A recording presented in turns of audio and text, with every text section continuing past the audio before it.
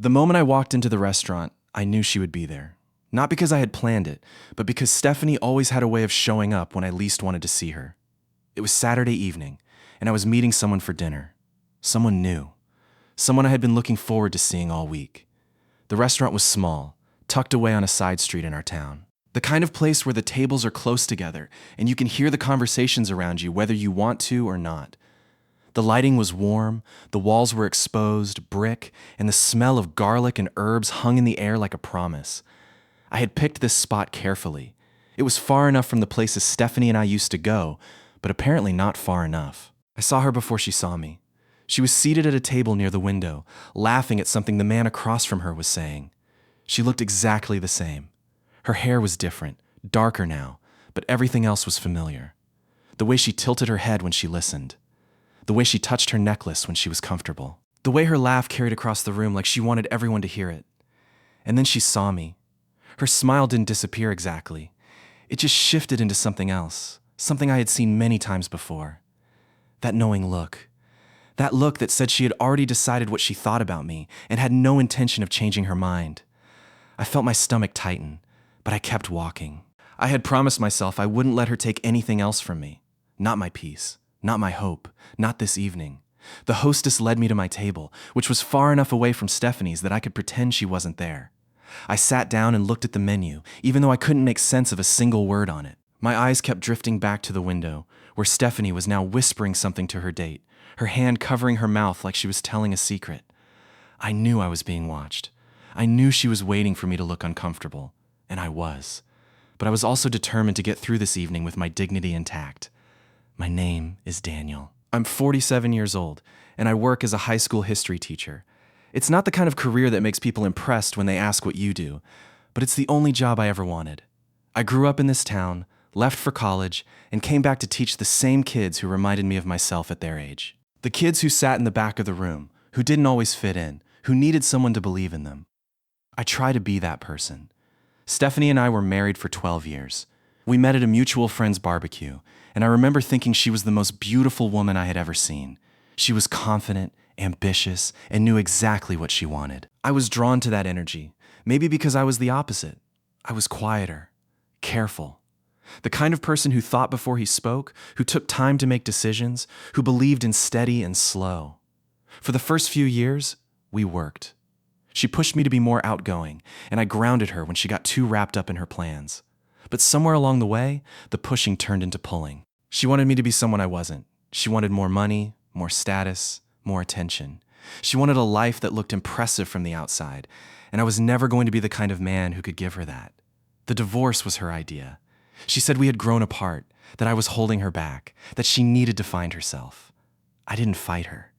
Maybe I should have. Maybe I should have fought for us. But I was so tired by then. Tired of feeling like I was never enough. Tired of trying to become someone else. We had no children, which I suppose was a blessing and a curse. A blessing because we had no custody battles, no schedules to negotiate, no reason to keep seeing each other. A curse because it meant we had no reason to stay in each other's lives. We could just disappear from each other's world, like we had never been there at all. For the first year after the divorce, I lived in a fog. I went to work, came home, ate dinner alone, and watched TV until I fell asleep on the couch. I stopped going to parties. I stopped answering calls from friends. I stopped believing that anything good would ever happen to me again. But then something changed. It wasn't dramatic.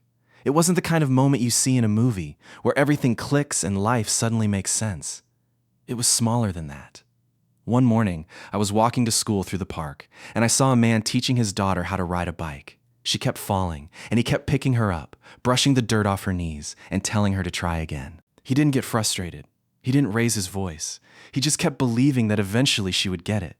I stood there for almost 15 minutes, watching them, and I realized that I had been the one who had given up. On her. On myself. On the chance that maybe I could still build something meaningful with my life. That was the moment I decided to start living again. The woman I was meeting for dinner was named Anna. I had met her at the local bookstore, where she worked as the children's section manager. She was 43, with kind eyes and a laugh that made you feel like everything was going to be okay. We had started talking a few weeks ago when I came in looking for a book for my nephew. She had helped me find it, and somehow we ended up talking for almost an hour.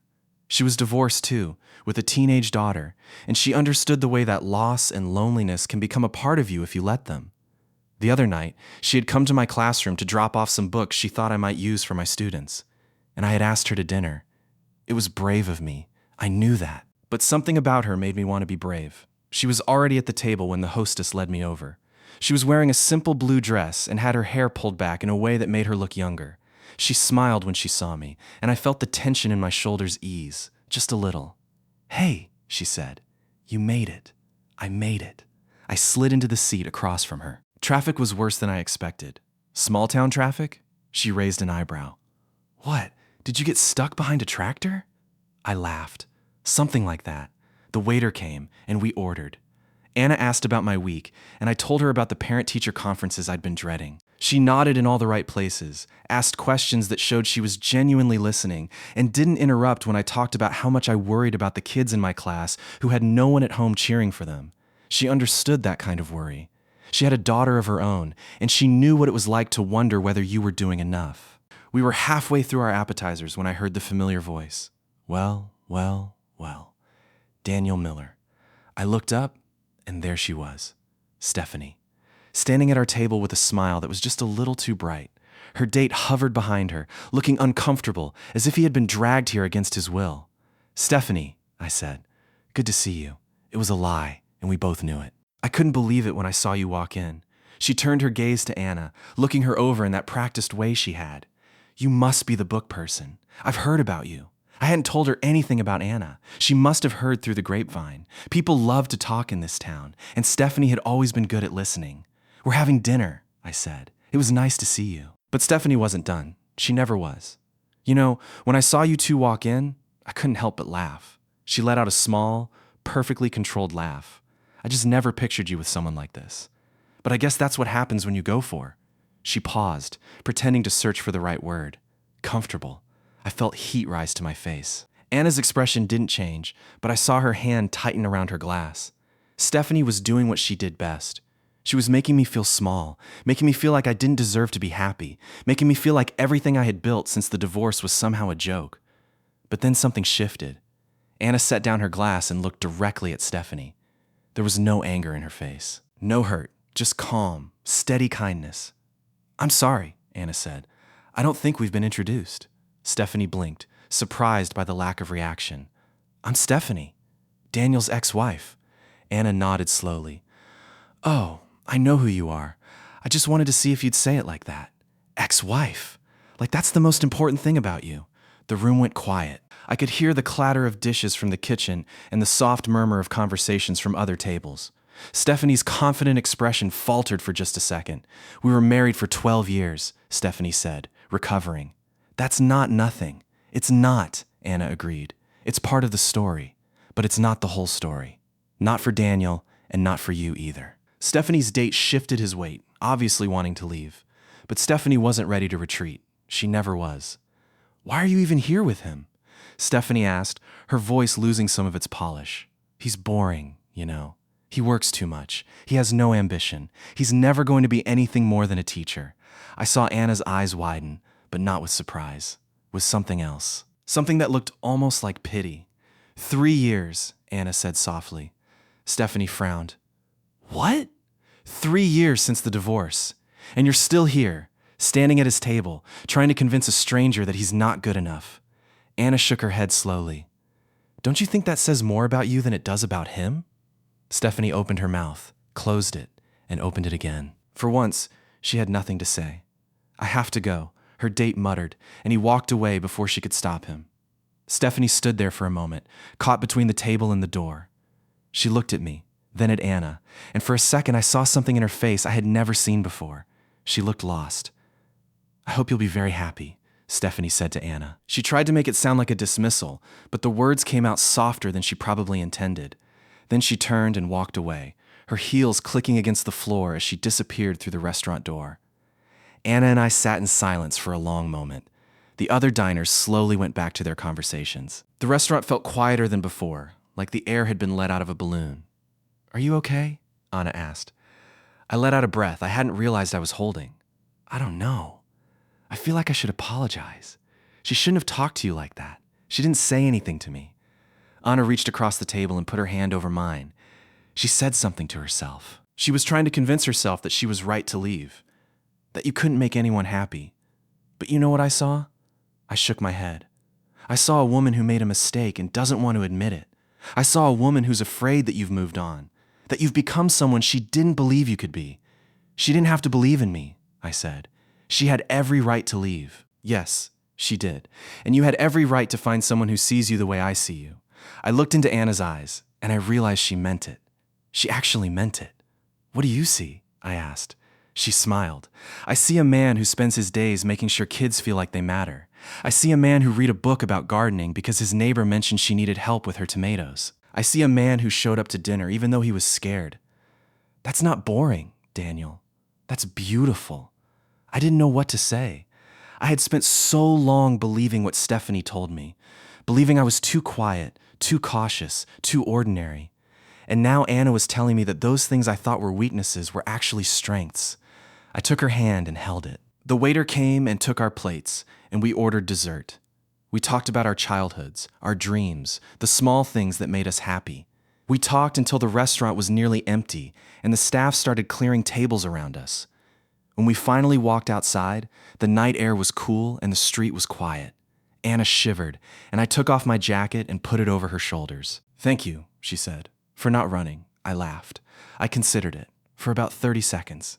"Good. I'm glad you stayed." We walked to her car, and we stood there for a moment, both of us knowing what we wanted, but not quite sure how to say it. "Can I see you again?" I asked. "Not just for dinner. For something else. A walk in the park. A bookstore. Anything." Anna smiled. "I'd like that, Daniel." I'd like that a lot. I leaned in and kissed her softly. It was gentle and tentative, but it felt like coming home. If this story has touched something inside you, please support Heartline Stories Truth by subscribing and turning on notifications. Every subscriber helps us continue sharing original stories about hope, family, forgiveness, and second chances. Now, let's continue. It took me 3 days to call Stephanie. I didn't want to. Every part of me wanted to pretend that night had never happened, that she hadn't appeared out of nowhere to try to poison something good. But Anna had reminded me of something important. People who are hurting often hurt others. And Stephanie was hurting. I could see it now, even if I hadn't been able to see it before. She answered on the second ring, "Daniel." Her voice was careful, guarded. "I didn't expect to hear from you. I know." I sat on my back porch, looking out at the garden I had planted last spring. The sun was setting, painting the sky in shades of gold and pink. "I wanted to see how you're doing." She was quiet for a long moment. "Why?" "Because I saw something the other night. At the restaurant. I saw you, and I realized that the person you were with wasn't really you. You were putting on a show. For me. For him. For everyone. And I just wanted to see who was underneath. I don't know what you want me to say. Nothing. I don't want you to say anything. I just wanted you to know that I didn't believe what you said the other night. I don't believe that's who I am, and I don't think that's who you are either." She let out a shaky breath. "I'm sorry, Daniel. I'm sorry for what I said. I was embarrassed, and I took it out on you. That was wrong. It was wrong.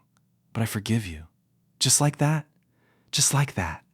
I looked up at the stars beginning to appear in the sky. I spent a long time being angry at you. At myself, at everyone. But it didn't change anything. It didn't make me happier. It just made me tired. "I don't know how to stop being angry," she said. "I don't know how to stop looking at everyone and wondering what they have that I don't. That sounds exhausting." "It is." She laughed, but it was hollow. "It really is." "Maybe you could try something different," I said. "Maybe you could try being happy for people, even when you don't understand why they deserve it. Even when it's hard. You sound like a fortune cookie." I laughed. "Yeah, maybe. But I learned something this year, Stephanie. I learned that happiness doesn't come from getting what you want. It comes from being grateful for what you have, and I have a lot to be grateful for." She was silent for a long time. I thought maybe she had hung up. "Daniel? Yeah? I'm glad you found someone. I mean it. Thank you, Stephanie. And I meant it too. Thank you for spending your time with Heartline Stories Truth. If this story stayed with you, subscribe for more original stories about family, resilience, healing, and hope. We'd love to hear your thoughts in the comments, and we'll see you in the next story.